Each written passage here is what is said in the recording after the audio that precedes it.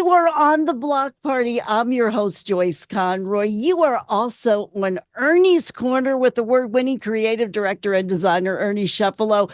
We have talked about some great ladies and the LPs that Ernie Pacific Ioneer have designed that Ernie's done solo. We've talked about Cheryl Ernst, Frida Payne, Ruth Copeland, and Ernie. Today we're going to talk about Melissa Manchester. Melissa Manchester was an amazing singer and had a lot of really good people around her. And, you know, a lot of that success comes with the people that are around you. Richard Perry produced this album. I mean, he's done stuff with Barbra Streisand, you name it. Richard Perry has been he's like Bob Ezrin, and there was a lot of animosity between those two because I was very close with Bob Ezrin. I never got a chance to get close to Richard Perry.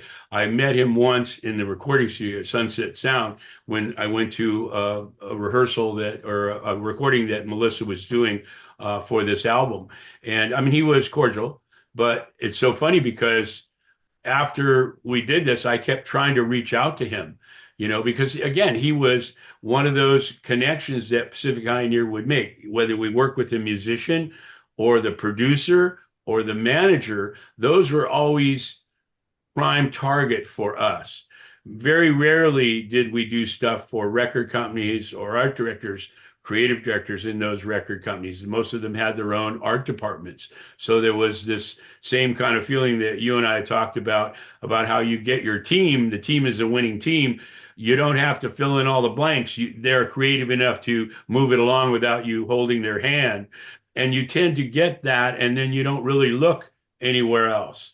You're happy with what you have. And I think that holds true with just about any profession. And, even though this album came out really good and Richard Perry was cordial, I never was able to talk to him. I must have called his office at least minimum 50 times. Never, you remember me? I'd leave messages with his secretary, who was very nice, but, I wasn't going to get to him. And so eventually I gave up, but I went other places and put that energy in other stuff.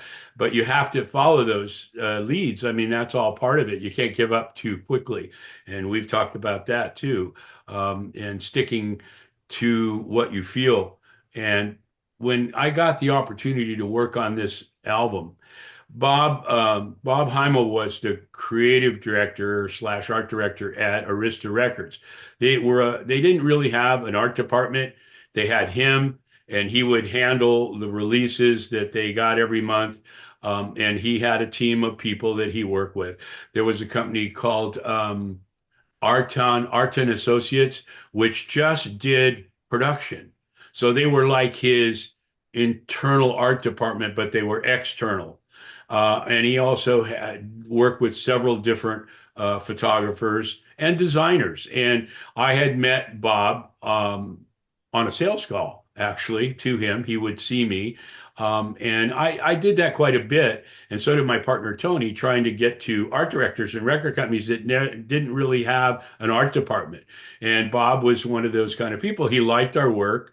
We did several things for him, but this cover was pretty much a compilation of different people.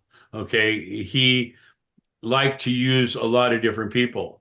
Where I was really fixed to using the people that I had internal because they were so versatile. I mean, all those artists, Bill Garland, Carl Ramsey, Drew Struzan, they could do anything. They could do, whether it was cartooning, realistic photography, or realistic illustration, photography, whatever, you name it, art direction. We were all learning. They were teaching me and I was teaching them, which was really an exciting part of going. I mean, I was in my mid to late 20s, and all this is happening. So were they. All of them were younger than me. So, Drew had just gotten out of college. Bill Garland had just gotten out of the Air Force, and they all came. Joe Garnett had been around a while, but they all ended up coming to Pacific Pioneer because we were kind of like the mecca of creativity in the album cover business. So Bob was really open to using us, and he brought me in on this because he liked my lettering. Okay. And he liked the artwork that we were doing at Pacific Pioneer. And so he brought me in and he showed me the pictures that Ed Carif, who was a very well-known rock and roll photographer at that time. And so he had hired Ed to do the shoot. And he showed me the photography and asked if I could do some lettering. And he wanted the lettering to flow. He wanted it to be flowing like her music, her songs, her voice. And it was real, it wasn't heavy metal, it wasn't rock and roll. It was kind of this merging, evolving um, life of its own kind of thing. And I came up with this lettering for her, and I wore my shirt that coordinated with the outline that I put around the It lettering. is absolutely beautiful. I noticed Yeah, it right away. but I got myself right into the lettering. And so I did this lettering, and I had also asked if, we could possibly, if they didn't go with photography for the cover, would it be possible that, they might consider an alternative? And Bob was open to that, and this is the cover that you see over here that Ed had shot. And I mean, it's an okay shot. I mean, it's not really, I mean, I don't know. It just didn't really strike me as a front cover. And so I did this illustration because all my illustrators were busy doing stuff. So I sort of did this. I'm not really an illustrator, but I'm good enough to get by. And he never said, "Well, I need Drew Struzan to do that," or "I need Bill Garland to do that," because he was aware of the staff that we had at Pacific Pioneer. He was a smart art director, and he knew what was going on in the industry. He had his finger on the pulse. And by 1975, we had already been in business 3 years, and we had created a reputation. We were at least in the top third album cover design firms in the country, maybe even in the world, because the only other place that album covers were coming from was England, and that was Hypnosis. And they were big fans of ours as we were of theirs. And in fact, when the guys came from Hypnosis to the US, they spent 3 days interviewing us at Pacific Pioneer and hanging out and partying with us. I mean, it was really Storm Thurgeson and I forget the other guy that came with him, but they put us in their first book. They were one of the first companies to do an album cover art book. And I think we had something like 13 pages in that book. So they were big fans, and I was a huge fan of theirs. And so it was kind of interesting how all that kind of came down. And so I did this illustration in hopes that maybe it might find a place with the front cover. They were hooked on using Ed Carif's picture. Melissa really liked that, but she also liked the drawing that I did. So we ended up making it the back cover. And I think it works really well. And she liked it so much that she ended up using it for backstage passes for the concerts and stuff. And she used it in a couple of ads as well. And for me, that's really kind of neat because we had talked about this, you and I, about bringing extra added value to whatever you do. You do the same thing. You go that extra mile to make sure that it's even better than what they're expecting. And Pacific Pioneer was really all about that. We were always trying to, whether it was in corporate America or in the music business, we were trying to add value to everything that we did. It's very obvious with Alice Cooper and Black Oak, Arkansas, where the stuff that we were using and doing for them 50 years ago has been used for a lot of different things and is still relevant today in all their merchandising. I would say that 80 to 85% of the merchandising that Alice does is stuff that we did 50 years ago, which is really something when you can say, yeah, look at the Stones tongue that I did. I mean, it's still used 1971 to today and beyond. They still use it. And to me, that's better than money. That's better than that. Just all that does was it reassures me that what we started out to do and the feelings that we had about the art versus the money it paid off. It didn't pay off at that moment, but it paid off 50 years later and it's continued to pay off. And this album, even though it was one album, I mean, I take such pride in what we were able to do with it, and again, it made a great back cover. And then we also used it on the sleeve. She had a custom sleeve This is what you see here is all the lyrics and stuff and credits, and there they use that drawing that I did again. And then the other side of the sleeve had some of the musicians that were on this album, which was pretty heavy duty musicians. I mean, she had a lot of people on here. And then I think that was really a lot of that was due to Richard Perry because he had his pick of the top musicians of the time. I mean, everybody wanted to work with Richard Perry. And the same held true with Bob Ezrin. Same held true with Bones Howe. We talked about Bones plenty of times. I mean, and I just, I just watched Stand By Me the other day, and he arranged all that music. He put that whole thing together on that movie. It's probably one of my favorite movies of all time. And Bones was really, highly regarded, as was, Richard Perry and Bob Ezrin and several others. Joe Wishart, who we talked about when we did the Earth, Wind, and Fire album. And Joe did that. And so, creating these alliances with these producers, I wish that it would have worked out better with Richard Perry, but for some reason, he was just tied into people that he was already working with and never returned a call.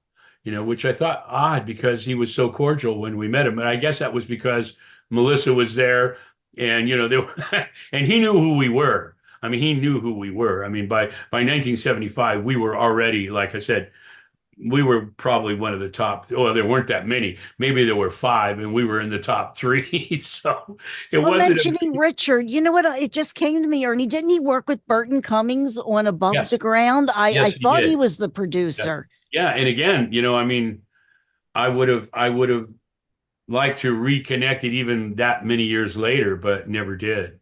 And he also worked with Gino Vanelli's brother, who owns a recording studio, Blue Moon Studio, I think, in the Valley. And I got to meet him and work with him and with Burton and I mean, just so many really great memories and great things that we were able to do, and I was able to do even after, working after Pacific Ioneer had broken up after 14 and a half years, 1984. I still continued doing album covers, not as many as I did with Pacific Ioneer. I mean, it's really funny. We were in the right spot at the right time with the right people. Timing is everything, and we've talked about that before. Timing is all of it, and you have to. The problem with timing is that it doesn't happen automatically, like time. You know that it's 1 o'clock, in 1 hour it's going to be 2 o'clock, and an hour from there it's going to be three. It's very predictable. Timing is not predictable. That's the downside of it. The upside is it's awesome, but the downside is when it's not there. And the trick there is to not be discouraged, but just keep doing what you're doing. And eventually, I always compare timing to, like, remember when you were a kid and you get on the merry-go-round and you go around, you're on the horse, you're on the outside horses. And where we were in San Jose, grew up in San Jose, Santa Cruz had a big merry-go-round, and they had a ring that you could capture as you went around. And the trick was if you could get a gold ring, then you got like prizes and stuff like that. But there was always a metal ring there. And the trick was to get the ring. And then as you go around, halfway around again, there was a clown with his mouth, and you throw it and try and get it in the mouth. And if you get it in the mouth, you get a lesser prize than if you got the gold ring. But it was still this kind of this motivation, and timing is like that. Timing is kind of there always, but not always in your favor. But you can never quit trying. And if I've done one thing in my life that was right, beside marrying Bonnie 60 years ago, um, it's never giving up. I never got up. I've been beaten down. I've been almost to a point where it was I mean, where I'm thinking, well, what else could I do? I don't really know how to do anything other than, what I do is art. And I've always wanted to do it ever since I was a little kid. So it's really hard to sort of give up that dream, especially if you get some kind of success, and I was very lucky. I mean, going to New York at 20, what was I, 24, when I went to New York, and I had never been out of San Jose really, or Oakland or California. And all of a sudden, here I am in one of the biggest cities in the world, and I don't know anybody. and I'm carrying a portfolio that weighs about 200 pounds in a beautiful case that my father built, and it was just a work of art. I still have it. And not knowing anybody, but just not being afraid until I got so much rejection that, and we talked about this before, where I was ready to go back. I had been there almost 2 weeks, and I just, all the leads that I had set up going there, and that all failed out. And then, then trying to get jobs, going to employment agencies and stuff, and it just wasn't working. And when I talked to Bonnie and said, I'm coming home, that's when she said, you can, but I'm not going to be here when you come back because I don't want to spend my life with somebody that's going to run from adversity. And so that really made me stay. And a couple of days later, I got my first job at Carloni and Associates, where we did, the Dolls Alive thing that ended up becoming the Rolling Stones stuff. So it's funny because, and it could have stopped there. It really could have stopped there. I got, Jesus Christ Superstar could have stopped there. Could have stopped with the Rolling Stones time. Could have stopped at some of the other stuff that I had done at Craig Braun. And then coming to LA, I mean, I wasn't big on coming back to LA. I grew up in California. I love New York. I love the energy. I love the creativity, the availability for creativity. If you wanted to be anything in advertising, that's where you went. You could go to Chicago, but New York, Madison Avenue, that was the dream. And I was able to accomplish that. I mean, and it could have stopped there. But all of a sudden, fate, God, whatever you want to call it, it works in mysterious ways. And just when I thought my career was going to really be Madison Avenue, along comes Jesus Christ Superstar and changed everything. Well, actually, Dolls Alive, then Jesus Christ Superstar. It's really unbelievable when, working with you and doing Ernie's Corner and you allowing me to share some of these things with everybody and yourself. It brings back all those memories. And sometimes it doesn't seem real. Sometimes it seems like somebody else's life. That was over 50 years. I'm going to be 80 in about 6 or 7 months. It's unbelievable. I can't believe it. I look in the mirror. We've talked about this. I look in the mirror and I see this 28-year-old guy that's full of piss and vinegar, ready to kill the world. And, I back away and there's this 79-year-old guy that's, but I'm still, it isn't like I'm only doing this. I do, and pretty soon, within the next few days, I'm going to be able to post some new packaging that I did for a new client. Magic mushrooms. Mushrooms have become a big thing with medical industry and microdosing and helping people. And I've got a client now that's got amazing product, and I just did all the packaging, advertising, everything. So I'll be posting that pretty soon here. But I haven't stopped. I just pace myself, and I've said, when you're young, and especially me at Pacific Pioneer, I tried to get every project that I could possibly get, no matter what it was. It was never say no, even if it was chicken poop and you had to turn it into chicken salad. You never said no because there was always that chance of being able to achieve that. And so now I never thought I'd say no, and now I say no more than I say yes. Have a lot of, because of the internet, because of, reputation, I guess, or people talking. I've turned down more work than I ever dreamed possible that I would do. And I cherry pick the ones that really work for me. So it's been a really exciting opportunity. And this album for Melissa, like I said, I loved her music before I even got an opportunity to do this album. She's had a lot of albums. She's got over a 50-year career. And I think that, yeah, if I'm not mistaken, yeah, they did use this illustration on invitations, on backstage passes. They used my illustration rather than Ed's photograph. So that was kind of neat too. I mean, it wasn't the front cover, but it didn't need to be. And I think it's a very powerful, the way they put it in red. We were able to, because Aton Associates was Bob's production facility. We were able to work with them.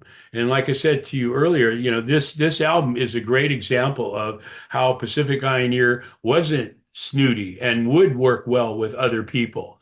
And even though we didn't, do the album cover, we did important parts of the album cover. And we were able to work with Arton Associates who put together all the mechanicals and stuff. They didn't really do any creative work. They just did production. And there were companies like that that just did production. And there were a couple of them in the music business that just did production. So for these creative directors or art directors or freelance people that needed to do, because a lot of freelance designers didn't really do production. That was kind of beneath them. And so they would find people that would do that production. There were a couple of them that tried to approach us, but we had great production people. And actually, when it came to production, you know, Drew and Bill and all the other illustrators learned production. They had never done production art. Okay. And Dean Marion was our major production guy who did all the crazy mechanicals for, the Jefferson Airplane cigar box and the Doors Full Circle album, which were almost impossible to have done. And he sort of taught them, and they learned how to be more than just an illustrator. They learned how to do production. You create a piece of art, then you have to hand it off to somebody that's going to do it maybe right or maybe wrong. They learned how to do that. Bill did all these illustrators, every one of them, Carl Ramsey, Ingrid Hickey, they learned how to do production because we had to be versatile. And I needed you to be more than just an illustrator. I needed you to be more valuable than just doing an illustration, which was great for them and great for us. When Dean had left, Dean went off and became Westwood One, which was a big radio conglomerate on the West Coast, Westwood One. Dean became their in-house production artist, whatever, and he actually would hire us to do stuff for him for Westwood One. When he left, the good news was that he also became a client, but the illustrators and other designers that were there with me knew how to do production. Maybe not as good as him, but we didn't have anything as critical as we had with the craziest production pieces we ever did was the Doors Full Circle with the Zoetrope and the Jefferson Airplane Long John Silver that folded up into a cigar box. So you got a square that ends up becoming a rectangle with edges on it and stuff. I mean, that's just crazy. And so once those were pretty much achieved, and we got good recognition and response from both those. And Billion Dollar Babies too. Dean did the production for Billion Dollar Babies, the big wallet. And that wasn't easy. I mean, it's all laid out on illustration board with red lines and blue lines and crop marks and registration marks and overlays and everything glued down. I mean, it's funny because when we moved our office from La Cienega Boulevard to the fourplex that we had bought, I had to get rid of all the production because there was just no room. I kept all the artwork, but all the mechanicals that went into creating these covers, I threw them away. I filled 3 dumpsters, jumping up and down on the dumpster to get everything in 3 big dumpsters with all the production art. I kept a couple, but those today would have been even more valuable than they were back then. I kept thinking about that when you were mentioning jumping up and down in the dumpster. I'm like, Yeah. oh no. Yeah, there were hundreds of mechanicals, and not just music. It was also corporate too, because the corporate work we were doing all required mechanicals. There were no computers. Nothing was digital. Everything was, old school. And so we kept all this stuff. And when we moved from the crossroads of the world to on La Cienega Boulevard, Melrose and La Cienega, we brought all that with us. And there was a room just stacked with all this production. And then when we moved to the fourplex, there was just no room. I only had room for the original artwork, which there were hundreds and hundreds of pieces. Just in album covers alone, there's 350 pieces. So, and then there's all the corporate stuff as well. Again, had I known then what I know now, and the internet, and being able to sell those pieces along with the art. I mean, here's the artwork, but here's the mechanicals that went with that artwork. It completes the story. And like I said, I kept a few, but not like there were. But there's always regrets when you look back and things. I mean, not a fortune teller, not Kreskin, where I can, press, or Johnny Carson, where I can press something in my head and say, oh, in 20 years from now, this is going to be worth something. It wasn't worth anything at the time because it had already been done. It was like already used. So what do you do with it? I'm just an automatic pack rat. So I would keep it, until I couldn't keep it anymore. We have a kindred So spirit here when it comes to being a pack rat. Let me just say, again, I'm being very honest with you. I love that illustration. It really looks like Melissa. The yeah, photography is very nice, but when I look at that illustration, that's what comes right out. Just captured. She was another elegant singer, along yeah. with her music and songwriting. Yeah, and I think that illustration conveys the power that has over this photograph. I mean, it's Ed Karief, okay? It's all right. You got to give him. It's like Henry Dills. You got to give them credit because of who they are and what they've done. But I don't think that that's a very flattering shot of her. And I think that this would have made a much stronger, more impactful cover. But again, it wasn't my choice to make. It was their choice. I didn't try and fight it because then you become like agitating, the guy who's hiring you to do it. It's like, just do what I tell you to do. When you're working for somebody, you can have an opinion, but it depends on how far you want to push that opinion. I've had a couple different designers that work with me over the years that were very much like that, and I just get rid of them. I don't have time for, if it's valid, I'll listen. If it's just becoming more of a personal thing for them, an ego thing for them, or just a bad decision, I just won't take the time to do it. And I guess that could be a bad thing for me, but it's never hurt me. It's never hurt my career. I've only tried to get bigger and better people. And I'm very blessed. I've been able to work with a lot of really great people in my career. And now at this part of my career, working with you, doing Ernie's Corner on the block party every week, I've said it before, I look forward every week. I can't wait until Friday when we can do these things so they air on Saturday, I mean, and you do such a great job of putting it together and adding all the information that goes along with this. It's really important to hear from you. Thank And you, Ernie. And you really taught me to go beyond what I was comfortable with. And I really do appreciate that. I'm looking at skills I had never used before. So I see you're doing that. a great job. Thank you. Thank you. I'm Unbelievable. trying. I'm learning new things. And Yeah. that's what it's all about. I want to Yeah. tell you something too, as a person who's always reading the credits, those sleeves, when I was looking at the sleeve design that you did for the Melissa album, those pictures were really nice the way that they were laid out. I am a person that really looks at sleeves very carefully. Yeah, And because it's got all sometimes, the information. yeah, sometimes they're for me even more striking sometimes than the actual front cover. Yeah. I Yeah. pull it out and I'm looking and then that's where you really learn a lot about the performer. Yeah, and the ease of it, I mean, we were able to give sketches to Arton, the production company. They would welcome that. Then it wouldn't have to leave it up because they weren't really designers, they were production people. And anytime they could get a sketch or, some suggestions of how to do it, they were very open to it. And when we suggested this is how the sleeve could lay out, we did sketches and then they just followed them. I mean, it came out really good. And again, Bob Heimel really looked to us for that.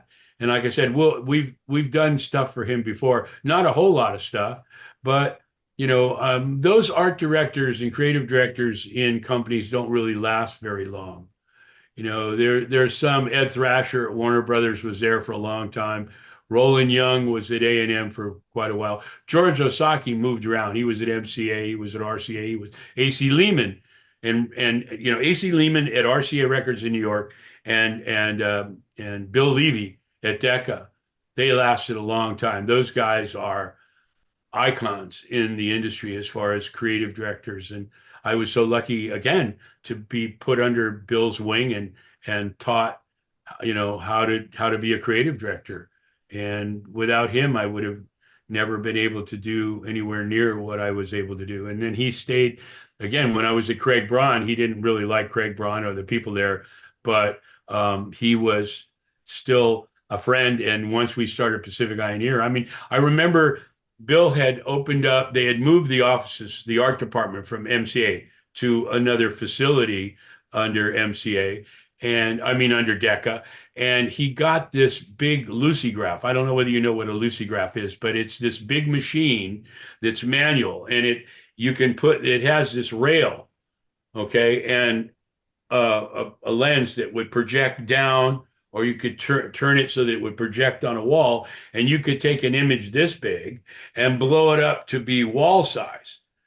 And so it wouldn't make a print, but what it would do is it would project it like a opaque projector, overhead projector.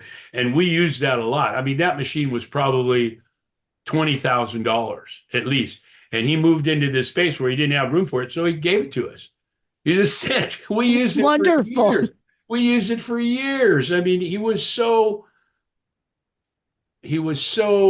dedicated to helping and teaching, like a lot of the mentors that I've had, starting with Sister Mary Lucity and my parents. And, we've talked about all these guys, Mark Briggs. I mean, it's Mark Stuber or Jay Stuber at California College of Arts. We all need those inspirations, in our life.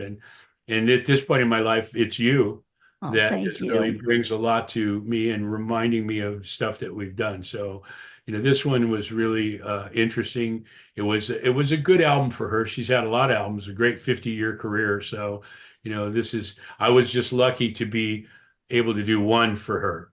There's a lot of ones, and those are fine. I would like to have done more, but sometimes it doesn't work that way. Sometimes they look for something else. You And picked a good one though when it came to the Melissa album, because number 12 on Billboard albums. yeah, yeah, this A one. lot of people saw that logo and the work that you did. Yeah. Oh, wait a minute. I think I feel something Oh, happening to me. I feel it. I feel it. I feel it coming now. Okay. I listened to a lot of the songs on there, and I want to hear if we are close on this Well, one. I don't know. I mean, for me, I mean, it's Midnight Blue. I mean, because that was one of my favorite songs of hers, and I'm just glad they put it on this album. And Love Having You Around. Those two songs. I mean, that was a Stevie Wonder song, and she also had a way of. And we had talked about this with Ruth Copeland a couple of weeks ago about how she made it hers, even though it was a Stevie Wonder song. She made it hers, and I think that really says a lot about the versatility and quality of what she's able to do. What about you? You picked a good one. I love Midnight Blue. I know Burton would say that's the low hanging fruit, but it was Yeah, such a great yeah, song. And it was very pivotal in her career. Now, I liked Just Too Many People. And she was a great songwriter. She still is. And I yeah, think I think it's a Vinnie Pancha. I think it's how he says his last name. yeah, He's worked a lot with Ringo Starr. She co-wrote a lot with him and Carol Bayer Sager. yeah, So the yeah. songs that they all did together were wonderful. Well, So say that's a Midnight great Blue and solution. Just Too Many People. Yeah, just too many. For some reason, I knew you were going to pick just too many. It is a great song, and I listened to pretty much every cut on this album, and that was one of the other things that we did at Pacific Pioneer when we were working on something. We would get rough tapes and stuff. Like when I did Sticky Finger, I had a rough tape, a cassette of that album that Marshall Chess had given me to listen to. This was before, I did, as I was doing the tongue logo. Marshall shared that and gave it to me. I wish I could find it. It's somewhere along the way.